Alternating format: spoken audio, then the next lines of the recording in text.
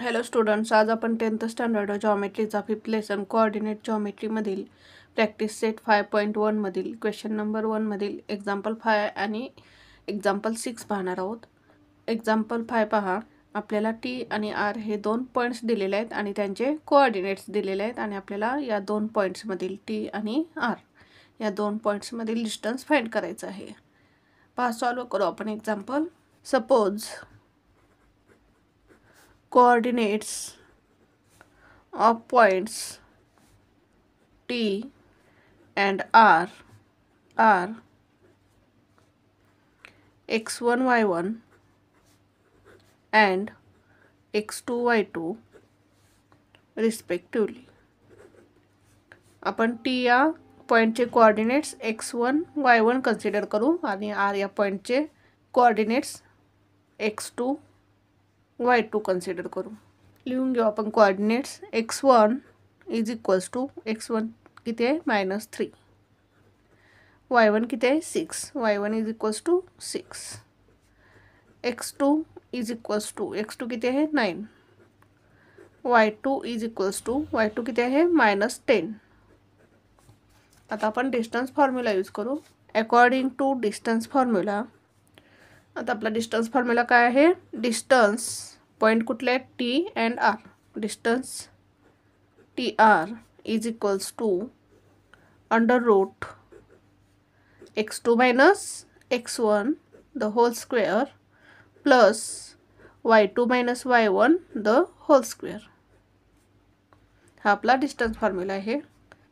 इक्वलच्या खाली equal sign लिहायचं. Is equals to x2 किती आहे पहा 9 मायनस x1 किती आहे -3 ब्रॅकेटमध्ये लिहू आपण.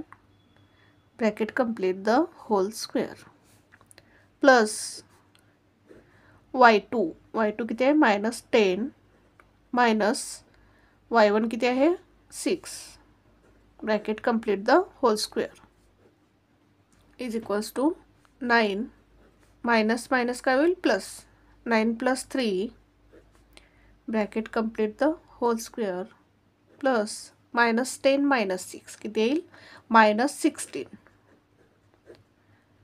Bracket complete the whole square is equals to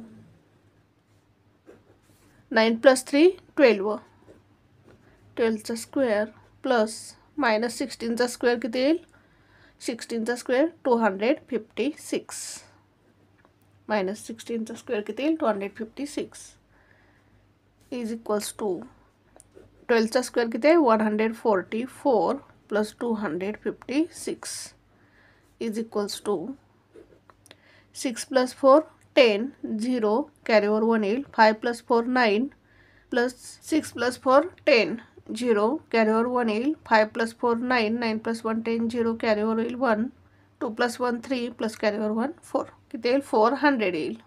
आता 400 हा कुठल्या नंबरचा स्क्वेअर आहे पहा 20चा स्क्वेअर आहे. म्हणजेच 400चा स्क्वेअर रूट काय येईल 20. म्हणजेच आपल्याला डिस्टन्स टी आर किती मिळालं 20 युनिट्स. खाली आन्सर लिहू आपण. Therefore the distance between the points T and R 20 units. अशा प्रकारे हे एक्झाम्पल सॉल्व करायचं होतं. पहा पुन्हा एकदा आपण एक्झाम्पल कसं सॉल्व केलं.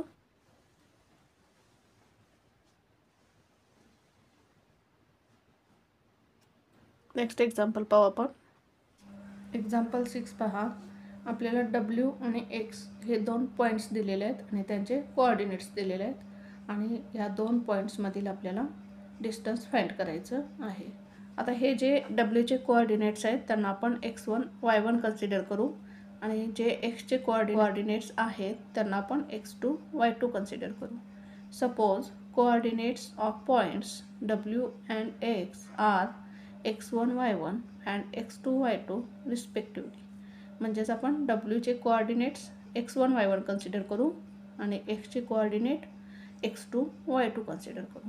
आता आपण कोऑर्डिनेट्स लिहून घेऊ.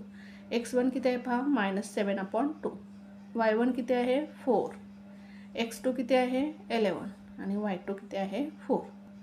आता आपण डिस्टन्स फॉर्म्युला यूज करून काय करू, एक्झाम्पल सॉल्व करू. पहा, अकॉर्डिंग टू डिस्टन्स फॉर्म्युला काय आहे आपला distance formula, distance WX is equals to under root x2 minus x1 the whole square plus y2 minus y1 the whole square is equals to under root x2 किती आहे पहा 11 minus x1 किती आहे -7/2 ब्रॅकेटमध्ये लिहू आपण -7/2 प्लस y2 किती आहे 4 minus y1 किती आहे 4 minus 4 bracket complete the whole square is equals to under root 11 minus minus काय plus 7/2 bracket complete the whole square plus 4 minus 4 0 is equals to under route.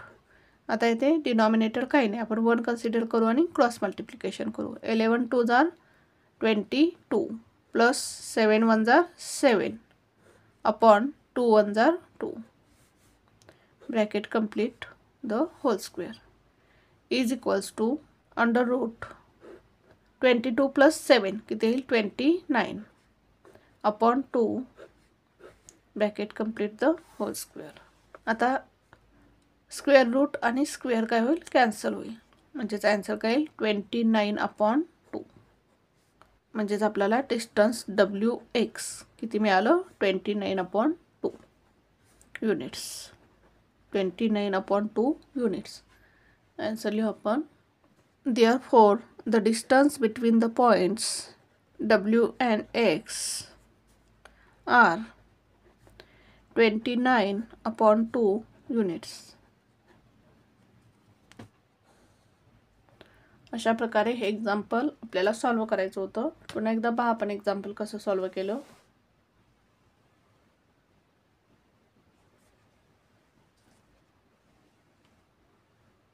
Thank you for watching this video. जर तुम्हाला video आवडला असेल तर व्हिडिओला like करा, comment करा, share करा आणि चॅनलला सबस्क्राईब करा.